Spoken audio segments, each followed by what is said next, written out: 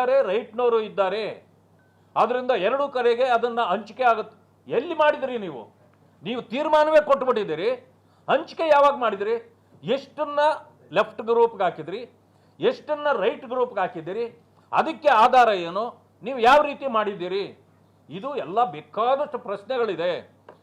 ಜೊತೆಗೆ 59 ಅಲೆಮಾರಿ ಸಮುದಾಯಗಳಿದ್ದರೂ ಕೂಡ ಅವುಗಳನ್ನು ಲೆಕ್ಕಕ್ಕೆ ತೆಗೆದುಕೊಳ್ಳದೆ ಅದನ್ನು ತಗೊಂಡೋಗಿ ಈಗ ಸ್ಪೃಶ್ಯ ಜಾತಿಗಳ ಗುಂಪಿಗೆ ಹಾಕಿದ್ದಾರೆ. ಈಗ ಲೆಫ್ಟು ರೈಟು ಪ್ರಶ್ನೆ, ಒಳ ಮೀಸಲಾತಿಯ ಪ್ರಶ್ನೆ ಬಂದಿದ್ದೆ ನಾವು ಇವರ ಜೊತೆಯಲ್ಲಿ ಕಾಂಪೀಟ್ ಮಾಡೋಕ್ಕಾಗ್ತಾ ಇಲ್ಲ. ಬೋವಿ, ಲಂಬಾಣಿ, ಕೊರಚ, ಕೊರ್ಮ ಆ ಸಮುದಾಯಗಳೇನಿದೆ ಅವರು ಹೆಚ್ಚು ಪಾಲನ್ನು ಅವರು ತಗೊಳ್ತಾ ಇದ್ದಾರೆ. ಲೆಫ್ಟು ರೈಟ್ನವರು ಅವ್ರ ಜೊತೆಯಲ್ಲಿ ಕಾಂಪೀಟ್ ಮಾಡೋಕ್ಕೆ ಆಗ್ತಾ ಇಲ್ಲ ಅಂತಕ್ಕಂಥ ಸಂದರ್ಭ ಬಂದಿದ್ದರಿಂದ ಈ ಗೊಂದಲ ಪ್ರಾರಂಭ ಆಯಿತು. ಆದ್ದರಿಂದ ಒಳ ಮೀಸಲಾತಿ ಬೇಕು ಅಂತಾಯಿತು. ಅಂಥ ಗುಂಪಿಗೆ ಈಗ ಪಾಪ ಏನು ಶಕ್ತಿಯೇ ಇಲ್ಲದಂಥ 59 ಜಾತಿಗಳ ಜನರನ್ನು ನೀವು ಆ ಗುಂಪಿಗೆ ಹಾಕಿದ್ರೆ ಅವರ ಪರಿಸ್ಥಿತಿ ಅಲ್ಲಿ ಏನಾಗುತ್ತೆ? ಯಾವಾಗಲೂ ಸಬಲರ ಜೊತೆಯಲ್ಲಿ ಸಬಲರನ್ನು ಸೇರಿಸಿದರೆ ಅವರು ಅಲ್ಲಿ ಬದುಕಬಲ್ಲರು. ಸಬಲರ ಜೊತೆಯಲ್ಲಿ ಅಸಬಲರನ್ನು ನೀವು ಸೇರಿಸಿದರೆ ಬದುಕಲಿಕ್ಕೆ ಸಾಧ್ಯ ಇಲ್ಲ. ಯಾಕೆ ಅಂತಂದರೆ ಗಾದೆನೇ ಇದೆ, ದೊಡ್ಡ ಮೀನುಗಳು ಸಣ್ಣ ಮೀನುಗಳನ್ನು ತಿಂದುಬಿಡ್ತದೆ ಅಂತ. ಇಂತಹ ಪರಿಸ್ಥಿತಿ ಈಗ ಉದ್ಭವ ಆಗಿದೆ. ಒಟ್ಟಾರೆ ಹೇಳ್ತಕ್ಕಂಥದ್ದು ಇದು ರಾಜಕೀಯ ತೀರ್ಮಾನ ಆಗಿದೆಯೇ ಹೊರತು ಸಾಮಾಜಿಕ ನ್ಯಾಯದ ತೀರ್ಮಾನ ಆಗಿಲ್ಲ. ಸಾಮಾಜಿಕ ನ್ಯಾಯ ಕೊಡಲಿಕ್ಕೆ ಕಾಂಗ್ರೆಸ್ಗೆ ಬರೋದಿಲ್ಲ. ಅವರು ನಮ್ಮ ವೋಟ್ ಬ್ಯಾಂಕು ಇದು ರೀತಿ ಆದರೆ ನಮ್ಮ ವೋಟ್ ಬ್ಯಾಂಕು ಎಲ್ಲಿ ಉಳಿತದೆ, ಯಾರನ್ನು ತೃಪ್ತಿಪಡಿಸಬೇಕು ಅಂಥೇಳಿ ಮುಖ್ಯಮಂತ್ರಿಗಳು ನಿನ್ನೆ ಒಂದು ಇದರಲ್ಲಿ ಹೇಳಿದ್ರಂತೆ, ಮಹದೇವಪ್ಪನಿಗೂ ಖುಷಿಯಾಗಿದೆ, KH ಮುನಿಯಪ್ಪ ತಿಮ್ಮಾಪುರ್ಗೂ ಖುಷಿಯಾಗಿದೆ, ತಂಗಡಿಯವರೆಗೂ ಖುಷಿಯಾಗಿದೆ ಅಂತ ಹೇಳಿದ್ರಂತೆ. ಆದರೆ ಇನ್ನು ಉಳಿದವರೆಗೆ ಖುಷಿ ಆಗಬೇಕಾ ಬೇಡವಾ? ಇದು ಪ್ರಶ್ನೆ ಉಳಿದಿದೆ. ಭಾರತೀಯ ಜನತಾ ಪಕ್ಷ ಯಾವಾಗಲೂ ಕೂಡ ಸಾಮಾಜಿಕ ನ್ಯಾಯದ ಪರವಾಗಿದೆ. ಅದಕ್ಕೆ ಎಲ್ಲರಿಗೂ ಸರಿಸಮಾನವಾಗಿ ಜನಸಂಖ್ಯೆಗೆ ಅನುಗುಣವಾಗಿ ಹಂಚತಕ್ಕಂಥ ಕೆಲಸವನ್ನು ಭಾರತೀಯ ಜನತಾ ಪಕ್ಷ ಮಾಡಿತ್ತು. ಇವರೀಗ ಅದನ್ನು ಗೊಂದಲ ಮಾಡಿ ಇಟ್ಟಿದ್ದಾರೆ. ಯಾರ ಜೊತೆಯಲ್ಲಿ ಆಗ್ತೀವಿ ಅಂತಲೂ ಕೂಡ ಇದುವರೆಗೂ ಅವ್ರಿಗೆ ಹೇಳಲಿಕ್ಕಾಗ್ತಾ ಇಲ್ಲ. ಒಟ್ಟಿಗೆ ಗೊಂದಲ ಪ್ರಾರಂಭ ಆಗಿದೆ. ಬೀದಿಗೆ ಜನರು ಇಳಿದಿದ್ದಾರೆ. ಬೀಸೋ ದೊಣ್ಣೆಯಿಂದ ತಪ್ಪಿಸ್ಕೊಳ್ಬೇಕು ಅನ್ನೋ ಕಾರಣಕ್ಕೆ ಈ ರೀತಿಯ ಒಂದು ತೀರ್ಮಾನಕ್ಕೆ ಬಂದಿದ್ದಾರೆ. ಅದಕ್ಕೆ ಇವತ್ತು ತಮ್ಮ ಮೂಲಕ ನಾನು ಮಾನ್ಯ ಮುಖ್ಯಮಂತ್ರಿಗಳನ್ನು ನಾನು ಆಗ್ರಹ ಪಡಿಸ್ತೇನೆ. This is my demand with chief minister. 17% ಇಲ್ಲ, ಅದು ಆಗೋದಿಲ್ಲ, ಊರ್ಜಿತ ಅಲ್ಲ ಅಂತ ಹೇಳಿ ಕನ್ಫ್ಯೂಷನ್ ಕ್ರಿಯೇಟ್ ಮಾಡಿ ವೋಟ್ ಬ್ಯಾಂಕ್ ರಾಜಕೀಯ ಆವತ್ತು ಮಾಡಿ ಇವತ್ತು ಅದೇ ಆಧಾರದ ಮೇಲೆ ನೀವು ಒಳ ಮೀಸಲಾತಿಯನ್ನು ಕೊಟ್ಟಿದ್ದೀರಿ ಅಂತಂದರೆ ನೀವು ರಾಜ್ಯದ ಜನರಿಗೆ ವಂಚನೆ ಮೋಸ ಮಾಡಿದ್ದೀರಿ. ನಿಮ್ಮ ರಾಜಕೀಯ ತೆವಲಿಗಾಗಿ ಹಿಂಗೆ ಮಾಡಿ ಇವತ್ತು ಇದನ್ನು ಮಾಡಿದ್ದೀರಿ ಅಂದರೆ ನಾವು ಜಾಸ್ತಿ ಕೇಳೋದಿಲ್ಲ ನಿಮ್ಮನ್ನು. ಮೊದಲು ನೀವು ರಾಜ್ಯದ ಜನರ ಕ್ಷಮೆ ಯಾಚಿಸಬೇಕು. ಯಾಕೆಂದರೆ ಆವತ್ತು ನಾನು ಸುಳ್ಳು ಹೇಳಿದೆ, ವೋಟ್ ಬ್ಯಾಂಕ್ಗಾಗಿ ಹೇಳಿದೆ, ಚುನಾವಣೆ ಇದ್ದಿದ್ದ ಕಾರಣದಿಂದ ಹೇಳಿದೆ. ಆದರೆ ಇವತ್ತು ಅದೇ ಆಧಾರದಲ್ಲಿ ನಾನು ಮಾಡ್ತಿದ್ದೇನೆ. ಅಂದರೆ 17% ರಿಸರ್ವೇಷನ್ 17% ಕೊಟ್ಟಿರಲಿಲ್ಲ ಅಂತ ಹೇಳೋ ಮಾತನ್ನು ಆವತ್ತು ಹೇಳಿದರು. ಇವತ್ತು ಅದು 17% ಕೊಟ್ಟಿದ್ದು BJP, ಅದು ಸತ್ಯ ಅಂತಕ್ಕಂಥದ್ದನ್ನು ಕೂಡ ಇವತ್ತು ಅವರು ಒಪ್ಕೊಂಡಿದ್ದಾರೆ. ಆದರೆ ಕ್ಷಮೆ ಕೇಳಬೇಕು ಅಂತಕ್ಕಂಥ ಮಾತನ್ನು ನಾನು ತಮ್ಮ ಮೂಲಕ ಹೇಳಲಿಕ್ಕೆ ಬಯಸ್ತೇನೆ. ಇದ್ದಾರೆ, ರೈಟ್ನವರು ಇದ್ದಾರೆ. ಆದ್ದರಿಂದ ಎರಡೂ ಕಡೆಗೆ ಅದನ್ನು ಹಂಚಿಕೆ ಆಗುತ್ತೆ. ಎಲ್ಲಿ ಮಾಡಿದಿರಿ ನೀವು? ನೀವು ತೀರ್ಮಾನವೇ ಕೊಟ್ಟುಬಿಟ್ಟಿದ್ದೀರಿ. ಹಂಚಿಕೆ ಯಾವಾಗ ಮಾಡಿದಿರಿ? ಎಷ್ಟನ್ನ ಲೆಫ್ಟ್ ಗ್ರೂಪ್ಗೆ ಹಾಕಿದ್ರಿ, ಎಷ್ಟನ್ನ ರೈಟ್ ಗ್ರೂಪ್ಗೆ ಹಾಕಿದ್ದೀರಿ, ಅದಕ್ಕೆ ಆಧಾರ ಏನು, ನೀವು ಯಾವ ರೀತಿ ಮಾಡಿದ್ದೀರಿ? ಇದು ಎಲ್ಲ ಬೇಕಾದಷ್ಟು ಪ್ರಶ್ನೆಗಳಿದೆ. ಜೊತೆಗೆ 59 ಅಲೆಮಾರಿ ಸಮುದಾಯಗಳಿದ್ದರೂ ಕೂಡ ಅವುಗಳನ್ನು ಲೆಕ್ಕಕ್ಕೆ ತೆಗೆದುಕೊಳ್ಳದೆ ಅದನ್ನು ತಗೊಂಡೋಗಿ ಈಗ ಸ್ಪೃಶ್ಯ ಜಾತಿಗಳ ಗುಂಪಿಗೆ ಹಾಕಿದ್ದಾರೆ. ಈಗ ಲೆಫ್ಟು ರೈಟು ಪ್ರಶ್ನೆ, ಒಳ ಮೀಸಲಾತಿಯ ಪ್ರಶ್ನೆ ಬಂದಿದ್ದೆ ನಾವು ಇವರ ಜೊತೆಯಲ್ಲಿ ಕಾಂಪೀಟ್ ಮಾಡೋಕ್ಕಾಗ್ತಾ ಇಲ್ಲ. ಬೋವಿ, ಲಂಬಾಣಿ, ಕೊರಚ, ಕೊರ್ಮ ಆ ಸಮುದಾಯಗಳೇನಿದೆ ಅವರು ಹೆಚ್ಚು ಪಾಲನ್ನು ಅವರು ತಗೊಳ್ತಾ ಇದ್ದಾರೆ. ಲೆಫ್ಟು ರೈಟ್ನವರು ಅವ್ರ ಜೊತೆಯಲ್ಲಿ ಕಾಂಪೀಟ್ ಮಾಡೋಕ್ಕೆ ಆಗ್ತಾ ಇಲ್ಲ ಅಂತಕ್ಕಂಥ ಸಂದರ್ಭ ಬಂದಿದ್ದರಿಂದ ಈ ಗೊಂದಲ ಪ್ರಾರಂಭ ಆಯಿತು. ಆದ್ದರಿಂದ ಒಳ ಮೀಸಲಾತಿ ಬೇಕು ಅಂತಾಯಿತು. ಅಂಥ ಗುಂಪಿಗೆ ಈಗ ಪಾಪ ಏನು ಶಕ್ತಿಯೇ ಇಲ್ಲದಂಥ 59 ಜಾತಿಗಳ ಜನರನ್ನು ನೀವು ಆ ಗುಂಪಿಗೆ ಹಾಕಿದ್ರೆ ಅವರ ಪರಿಸ್ಥಿತಿ ಅಲ್ಲಿ ಏನಾಗುತ್ತೆ? ಯಾವಾಗಲೂ ಸಬಲರ ಜೊತೆಯಲ್ಲಿ ಸಬಲರನ್ನು ಸೇರಿಸಿದರೆ ಅವರು ಅಲ್ಲಿ ಬದುಕಬಲ್ಲರು. ಸಬಲರ ಜೊತೆಯಲ್ಲಿ ಅಸಬಲರನ್ನು ನೀವು ಸೇರಿಸಿದರೆ ಬದುಕಲಿಕ್ಕೆ ಸಾಧ್ಯ ಇಲ್ಲ. ಯಾಕೆ ಅಂತಂದರೆ ಗಾದೆನೇ ಇದೆ, ದೊಡ್ಡ ಮೀನುಗಳು ಸಣ್ಣ ಮೀನುಗಳನ್ನು ತಿಂದುಬಿಡ್ತದೆ ಅಂತ. ಇಂತಹ ಪರಿಸ್ಥಿತಿ ಈಗ ಉದ್ಭವ ಆಗಿದೆ. ಒಟ್ಟಾರೆ ಹೇಳ್ತಕ್ಕಂಥದ್ದು ಇದು ರಾಜಕೀಯ ತೀರ್ಮಾನ ಆಗಿದೆಯೇ ಹೊರತು ಸಾಮಾಜಿಕ ನ್ಯಾಯದ ತೀರ್ಮಾನ ಆಗಿಲ್ಲ. ಸಾಮಾಜಿಕ ನ್ಯಾಯ ಕೊಡಲಿಕ್ಕೆ ಕಾಂಗ್ರೆಸ್ಗೆ ಬರೋದಿಲ್ಲ. ಅವರು ನಮ್ಮ ವೋಟ್ ಬ್ಯಾಂಕು ಇದು ಈ ರೀತಿ ಆದರೆ ನಮ್ಮ ವೋಟ್ ಬ್ಯಾಂಕು ಎಲ್ಲಿ ಉಳಿತದೆ, ಯಾರನ್ನು ತೃಪ್ತಿಪಡಿಸಬೇಕು ಅಂಥೇಳಿ ಮುಖ್ಯಮಂತ್ರಿಗಳು ನಿನ್ನೆ ಒಂದು ಇದರಲ್ಲಿ ಹೇಳಿದ್ರಂತೆ, ಮಹದೇವಪ್ಪನಿಗೂ ಖುಷಿಯಾಗಿದೆ, KH ಮುನಿಯಪ್ಪ ತಿಮ್ಮಾಪುರ್ಗೂ ಖುಷಿಯಾಗಿದೆ, ತಂಗಡಿಯವರೆಗೂ ಖುಷಿಯಾಗಿದೆ ಅಂತ ಹೇಳಿದ್ರಂತೆ. ಆದರೆ ಇನ್ನು ಉಳಿದವರ್ಗ ಖುಷಿ ಆಗಬೇಕಾ ಬೇಡವಾ?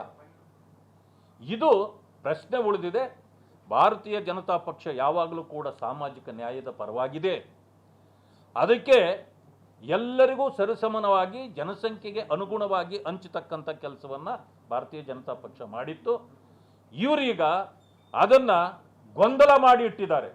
ಯಾರನ್ನ ಯಾರ ಜೊತೆಯಲ್ಲಿ ಆಗ್ತೀವಿ ಅಂತಲೂ ಕೂಡ ಇದುವರೆಗೂ ಅವ್ರಿಗೆ ಹೇಳಲಿಕ್ಕೆ ಆಗ್ತಾ ಇಲ್ಲ. ಒಟ್ಟಿಗೆ ಗೊಂದಲ ಪ್ರಾರಂಭ ಆಗಿದೆ. ಬೀದಿಗೆ ಜನರು ಇಳಿದಿದ್ದಾರೆ. ಬೀಸೋ ದೊಣ್ಣೆಯಿಂದ ತಪ್ಪಿಸ್ಕೊಳ್ಬೇಕು ಅನ್ನೋ ಕಾರಣಕ್ಕೆ ಈ ರೀತಿಯ ಒಂದು ತೀರ್ಮಾನಕ್ಕೆ ಬಂದಿದ್ದಾರೆ. ಅದಕ್ಕೆ ಇವತ್ತು ತಮ್ಮ ಮೂಲಕ ನಾನು ಮಾನ್ಯ ಮುಖ್ಯಮಂತ್ರಿಗಳನ್ನು ನಾನು ಆಗ್ರಹ ಪಡಿಸ್ತೇನೆ. This is my demand with chief minister. 17% ಇಲ್ಲ, ಅದು ಆಗೋದಿಲ್ಲ, ಊರ್ಜಿತ ಅಲ್ಲ ಅಂತ ಹೇಳಿ ಕನ್ಫ್ಯೂಷನ್ ಕ್ರಿಯೇಟ್ ಮಾಡಿ ವೋಟ್ ಬ್ಯಾಂಕ್ ರಾಜಕೀಯ ಆವತ್ತು ಮಾಡಿ ಇವತ್ತು ಅದೇ ಆಧಾರದ ಮೇಲೆ ನೀವು ಒಳ ಮೀಸಲಾತಿಯನ್ನು ಕೊಟ್ಟಿದ್ದೀರಿ ಅಂತಂದರೆ ನೀವು ಜನರಿಗೆ, ರಾಜ್ಯದ ಜನರಿಗೆ ವಂಚನೆ ಮೋಸ ಮಾಡಿದ್ದೀರಿ. ನಿಮ್ಮ ರಾಜಕೀಯ ತೆವಲಿಗಾಗಿ ಹಿಂಗೆ ಮಾಡಿ ಇವತ್ತು ಇದನ್ನು ಮಾಡಿದ್ದೀರಿ ಅಂದರೆ ನಾವು ಜಾಸ್ತಿ ಕೇಳೋದಿಲ್ಲ ನಿಮ್ಮನ್ನು. ಮೊದಲು ನೀವು ರಾಜ್ಯದ ಜನರ ಕ್ಷಮೆ ಯಾಚಿಸಬೇಕು. ಯಾಕೆಂದರೆ ಆವತ್ತು ನಾನು ಸುಳ್ಳು ಹೇಳಿದೆ, ವೋಟ್ ಬ್ಯಾಂಕ್ಗಾಗಿ ಹೇಳಿದೆ, ಚುನಾವಣೆ ಇದ್ದಿದ್ದ ಕಾರಣದಿಂದ ಹೇಳಿದೆ. ಆದರೆ ಇವತ್ತು ಅದೇ ಆಧಾರದಲ್ಲಿ ನಾನು ಮಾಡ್ತಿದ್ದೇನೆ. ಅಂದರೆ 17% ರಿಸರ್ವೇಷನ್ 17% ಕೊಟ್ಟಿರಲಿಲ್ಲ ಅಂತ ಹೇಳೋ ಮಾತನ್ನು ಆವತ್ತು ಹೇಳಿದರು.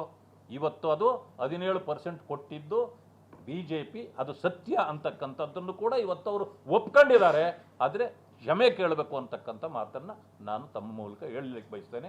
ಇದ್ದಾರೆ, ರೈಟ್ನವರು ಇದ್ದಾರೆ. ಆದ್ದರಿಂದ ಎರಡೂ ಕಡೆಗೆ ಅದನ್ನು ಹಂಚಿಕೆ ಆಗುತ್ತೆ. ಎಲ್ಲಿ ಮಾಡಿದಿರಿ ನೀವು? ನೀವು ತೀರ್ಮಾನವೇ ಕೊಟ್ಟುಬಿಟ್ಟಿದ್ದೀರಿ. ಹಂಚಿಕೆ ಯಾವಾಗ ಮಾಡಿದಿರಿ? ಎಷ್ಟನ್ನ ಲೆಫ್ಟ್ ಗ್ರೂಪ್ಗೆ ಹಾಕಿದ್ರಿ, ಎಷ್ಟನ್ನ ರೈಟ್ ಗ್ರೂಪ್ಗೆ ಹಾಕಿದ್ದೀರಿ, ಅದಕ್ಕೆ ಆಧಾರ ಏನು, ನೀವು ಯಾವ ರೀತಿ ಮಾಡಿದ್ದೀರಿ? ಇದು ಎಲ್ಲ ಬೇಕಾದಷ್ಟು ಪ್ರಶ್ನೆಗಳಿದೆ. ಜೊತೆಗೆ 59 ಅಲೆಮಾರಿ ಸಮುದಾಯಗಳಿದ್ದರೂ ಕೂಡ ಅವುಗಳನ್ನು ಲೆಕ್ಕಕ್ಕೆ ತೆಗೆದುಕೊಳ್ಳದೆ ಅದನ್ನು ತಗೊಂಡೋಗಿ ಈಗ ಸ್ಪೃಶ್ಯ ಜಾತಿಗಳ ಗುಂಪಿಗೆ ಹಾಕಿದ್ದಾರೆ. ಈಗ ಲೆಫ್ಟು ರೈಟು ಪ್ರಶ್ನೆ, ಒಳ ಮೀಸಲಾತಿಯ ಪ್ರಶ್ನೆ ಬಂದಿದ್ದೆ ನಾವು ಇವರ ಜೊತೆಯಲ್ಲಿ ಕಾಂಪೀಟ್ ಮಾಡೋಕ್ಕಾಗ್ತಾ ಇಲ್ಲ. ಬೋವಿ, ಲಂಬಾಣಿ, ಕೊರಚ, ಕೊರಮ ಆ ಸಮುದಾಯಗಳೇನಿದೆ ಅವರು ಹೆಚ್ಚು ಪಾಲನ್ನು ಅವರು ತಗೊಳ್ತಾ ಇದ್ದಾರೆ. ಲೆಫ್ಟು ರೈಟ್ನವರು ಅವ್ರ ಜೊತೆಯಲ್ಲಿ ಕಾಂಪೀಟ್ ಮಾಡೋಕ್ಕೆ ಆಗ್ತಾ ಇಲ್ಲ ಅಂತಕ್ಕಂಥ ಸಂದರ್ಭ ಬಂದಿದ್ದರಿಂದ ಈ ಗೊಂದಲ ಪ್ರಾರಂಭ ಆಯಿತು. ಆದ್ದರಿಂದ ಒಳ ಮೀಸಲಾತಿ ಬೇಕು ಅಂತಾಯಿತು.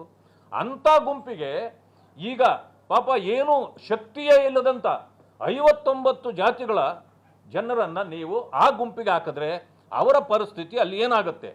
ಯಾವಾಗಲೂ ಸಬಲರ ಜೊತೆಯಲ್ಲಿ ಸಬಲರನ್ನು ಸೇರಿಸಿದರೆ ಅವರು ಅಲ್ಲಿ ಬದುಕಬಲ್ಲರು.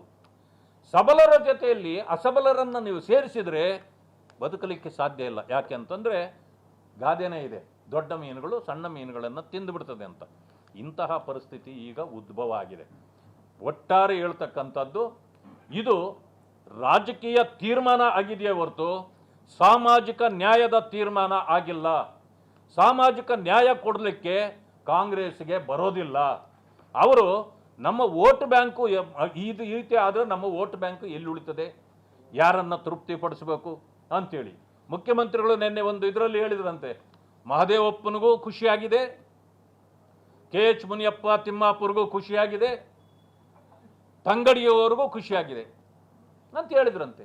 ಆದರೆ ಇನ್ನು ಉಳಿದವರ್ಗ ಖುಷಿ ಆಗಬೇಕಾ ಬೇಡವಾ? ಇದು ಪ್ರಶ್ನೆ ಉಳಿದಿದೆ. ಭಾರತೀಯ ಜನತಾ ಪಕ್ಷ ಯಾವಾಗಲೂ ಕೂಡ ಸಾಮಾಜಿಕ ನ್ಯಾಯದ ಪರವಾಗಿದೆ. ಅದಕ್ಕೆ ಎಲ್ಲರಿಗೂ ಸರಿಸಮಾನವಾಗಿ ಜನಸಂಖ್ಯೆಗೆ ಅನುಗುಣವಾಗಿ ಹಂಚತಕ್ಕಂಥ ಕೆಲಸವನ್ನು ಭಾರತೀಯ ಜನತಾ ಪಕ್ಷ ಮಾಡಿತ್ತು. ಇವರೀಗ ಅದನ್ನು ಗೊಂದಲ ಮಾಡಿ ಇಟ್ಟಿದ್ದಾರೆ. ಯಾರ ಜೊತೆಯಲ್ಲಿ ಆಗ್ತೀವಿ ಅಂತಲೂ ಕೂಡ ಇದುವರೆಗೂ ಅವ್ರಿಗೆ ಹೇಳಲಿಕ್ಕೆ ಆಗ್ತಾ ಇಲ್ಲ. ಒಟ್ಟಿಗೆ ಗೊಂದಲ ಪ್ರಾರಂಭ ಆಗಿದೆ. ಬೀದಿಗೆ ಜನರು ಇಳಿದಿದ್ದಾರೆ. ಬೀಸೋ ದೊಣ್ಣೆಯಿಂದ ತಪ್ಪಿಸ್ಕೊಳ್ಬೇಕು ಅನ್ನೋ ಕಾರಣಕ್ಕೆ ಈ ರೀತಿಯ ಒಂದು ತೀರ್ಮಾನಕ್ಕೆ ಬಂದಿದ್ದಾರೆ. ಅದಕ್ಕೆ ಇವತ್ತು ತಮ್ಮ ಮೂಲಕ ನಾನು ಮಾನ್ಯ ಮುಖ್ಯಮಂತ್ರಿಗಳನ್ನು ನಾನು ಆಗ್ರಹ ಪಡಿಸ್ತೇನೆ. This is my demand with chief minister. 17% ಇಲ್ಲ, ಅದು ಆಗೋದಿಲ್ಲ, ಊರ್ಜಿತ ಅಲ್ಲ ಅಂತ ಹೇಳಿ ಕನ್ಫ್ಯೂಷನ್ ಕ್ರಿಯೇಟ್ ಮಾಡಿ ವೋಟ್ ಬ್ಯಾಂಕ್ ರಾಜಕೀಯ ಆವತ್ತು ಮಾಡಿ ಇವತ್ತು ಅದೇ ಆಧಾರದ ಮೇಲೆ ನೀವು ಒಳ ಮೀಸಲಾತಿಯನ್ನು ಕೊಟ್ಟಿದ್ದೀರಿ ಅಂತಂದರೆ ನೀವು ಜನರಿಗೆ, ರಾಜ್ಯದ ಜನರಿಗೆ ವಂಚನೆ ಮೋಸ ಮಾಡಿದ್ದೀರಿ. ನಿಮ್ಮ ರಾಜಕೀಯ ತೆವಲಿಗಾಗಿ ಹಿಂಗೆ ಮಾಡಿ ಇವತ್ತು ಇದನ್ನು ಮಾಡಿದ್ದೀರಿ ಅಂದರೆ ನಾವು ಜಾಸ್ತಿ ಕೇಳೋದಿಲ್ಲ ನಿಮ್ಮನ್ನು. ಮೊದಲು ನೀವು ರಾಜ್ಯದ ಜನರ ಕ್ಷಮೆ ಯಾಚಿಸಬೇಕು. ಯಾಕೆಂದರೆ ಆವತ್ತು ನಾನು ಸುಳ್ಳು ಹೇಳಿದೆ, ವೋಟ್ ಬ್ಯಾಂಕ್ಗಾಗಿ ಹೇಳಿದೆ, ಚುನಾವಣೆ ಇದ್ದಿದ್ದ ಕಾರಣದಿಂದ ಹೇಳಿದೆ. ಆದರೆ ಇವತ್ತು ಅದೇ ಆಧಾರದಲ್ಲಿ ನಾನು ಮಾಡ್ತಿದ್ದೇನೆ. ಅಂದರೆ 17% ರಿಸರ್ವೇಷನ್ 17% ಕೊಟ್ಟಿರಲಿಲ್ಲ ಅಂತ ಹೇಳೋ ಮಾತನ್ನು ಆವತ್ತು ಹೇಳಿದರು. ಇವತ್ತು ಅದು 17% ಕೊಟ್ಟಿದ್ದು BJP, ಅದು ಸತ್ಯ ಅಂತಕ್ಕಂಥದ್ದನ್ನು ಕೂಡ ಇವತ್ತು ಅವರು ಒಪ್ಕೊಂಡಿದ್ದಾರೆ. ಆದರೆ ಕ್ಷಮೆ ಕೇಳಬೇಕು ಅಂತಕ್ಕಂಥ ಮಾತನ್ನು ನಾನು ತಮ್ಮ ಮೂಲಕ ಹೇಳಲಿಕ್ಕೆ ಬಯಸ್ತೇನೆ.